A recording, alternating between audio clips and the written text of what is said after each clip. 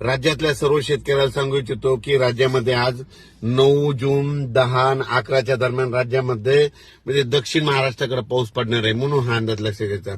पण राज्यात सांगायचं झालं तर म्हणजे सर्व राज्यात सांगायचं झालं तर 11 जून पासून म्हणजे 11 जून 12 13च्या नंतर राज्यातला पाऊस वाढत जाणार आहे म्हणून ह्या राज्यातल्या सर्व शेतकऱ्यांना लक्षात घ्यायचं.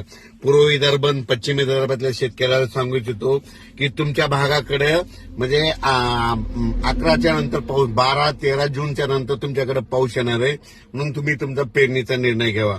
त्याच्यानंतर दक्षिण महाराष्ट्रातल्या शेतकऱ्याला सांगू इच्छितो की दक्षिण महाराष्ट्राकडे म्हणजे तुम्हाला सांगायचं झालं तर आज म्हणजे 9 जून 10, 11, 12 तुमच्याकडे 9, 10, 11, 12 पासूनच पाऊस तुमच्याकडे चांगल्या प्रमाणात पडणार आहे म्हणून हा अंदाज लक्षात यायचा.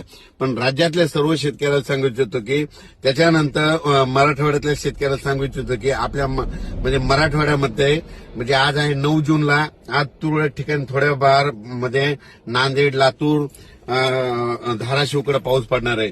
10 जूनला नांदेड, लातूर, धाराशिवकडे पाऊस पडणार आहे. त्याच्यानंतर 11 जूनला मराठवाड्याकडे चांगला पाऊस वाढत जाणार आहे म्हणून हा मराठवाड्यातल्या शेतकऱ्यांना लक्षात यायचा. म्हणजे मराठवाड्याकडे 11 जून पासून ते 20 जून दरम्यान चांगला पाऊस पडणार आहे म्हणून मराठवाड्यातल्या सर्व शेतकऱ्यांनी हा अंदाज लक्षात घ्यायचा. दररोज भाग बदलत मराठवाड्याकडे पाऊस पडणार आहे, मराठवाड्यामध्ये पडणार आहे म्हणून हे लक्षात घ्यायचं. पण काय होणार आहे, दररोज वेगवेगळ्या भागात पाऊस पडणार आहे आणि संपूर्ण मराठवाड्याच्या शेतकऱ्याची पेरणी देखील जूनच्या शेवटपर्यंत होऊन जाणार आहे म्हणून हे अंदाज लक्षात घ्यायचा.